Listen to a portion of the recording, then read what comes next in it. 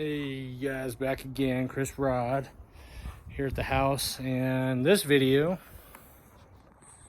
is for all you homeowners that are getting sod installed right now. You guys are buying it from Home Depot or Lowe's, not to call them out, but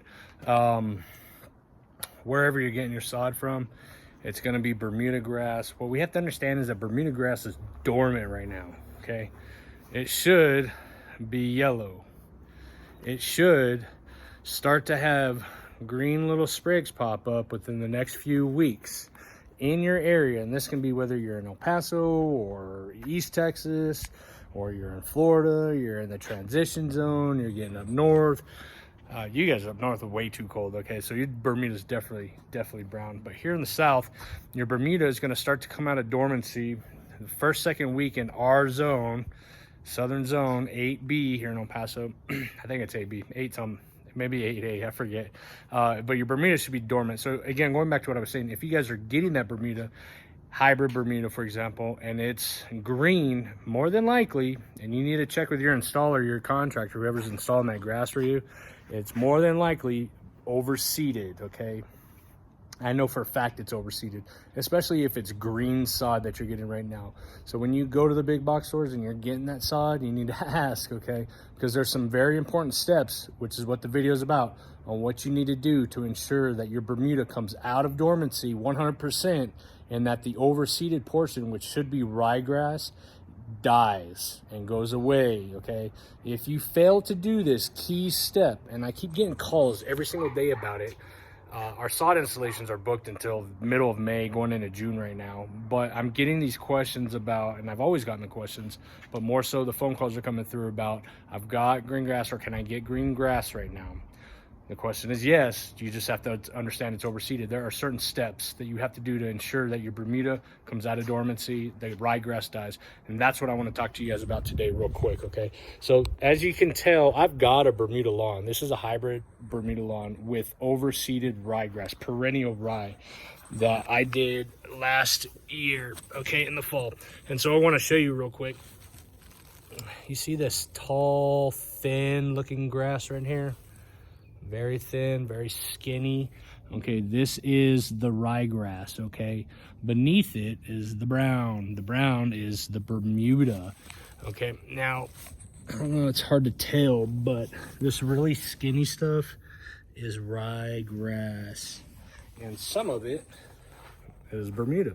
My lawn, I push growth earlier than the typical homeowner, and I'm always adding humates, humic acid, sea kelp. I'm optimizing the soil so I can get growth. Now here, I don't know if you can see it very well, here's a good one, little sprigs of Bermuda popping up, okay, because I scalped my lawn a week ago, 2 weeks ago maybe. But either way, the point of the video is, if you're getting Bermuda grass that's overseeded with rye, you've got two options that you need to take to ensure that the ryegrass dies and your Bermuda grass starts to come out of dormancy. And now is the time to start doing it.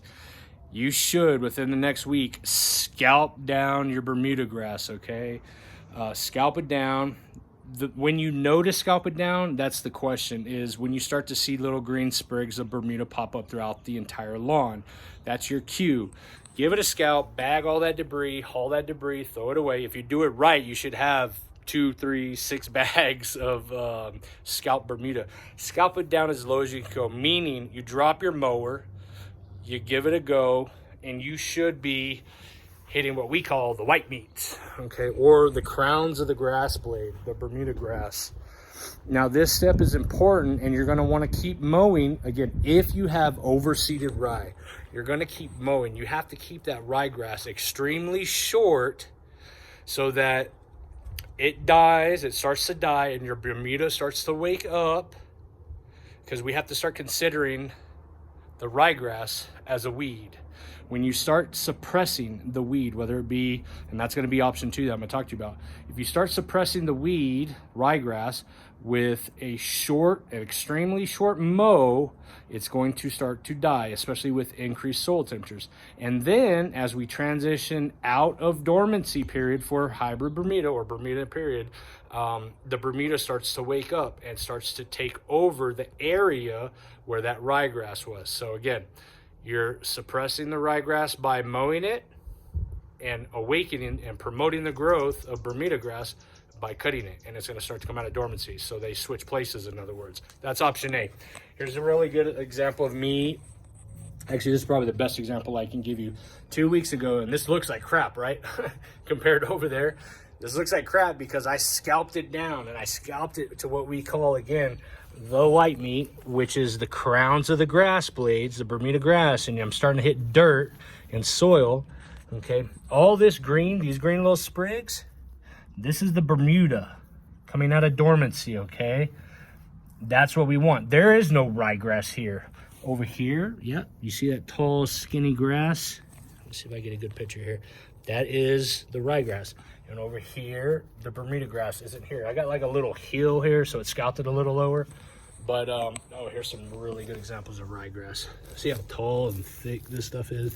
Skinny green little grass blades. That is definitely the ryegrass, okay? But my point is this, that's option A. And you keep mowing, keeping that ryegrass short so it dies. It can't survive the heat, for one, and two, it can't stand to be mowed short. So we're trying to transition out of the two and replace the rye with Bermuda. Second option is after dormancy period. After your spring transition and your Bermuda is fully grown and it's out of dormancy, your final option, that looks bad, right? Your final option is to, or second option is to spray a selective herbicide. And I've made a video about this before. Check it out. How to kill perennial or annual ryegrass. You spray a selective herbicide, okay?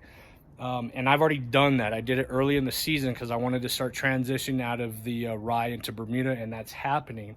But if you fail to do it and say you're just getting your sod installed, guys, give it some growth. Once your sod started to take root, you need to start mowing it, okay? Keep that ryegrass short. And then finally, again, spray it out.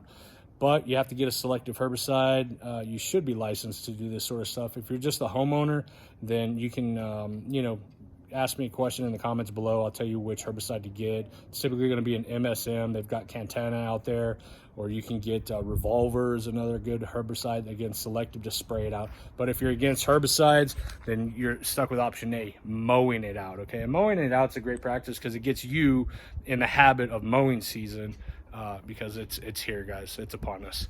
If you have any questions, feel free to leave me a comment. Go ahead and click that subscribe button, and I'll talk to you guys later. Bye.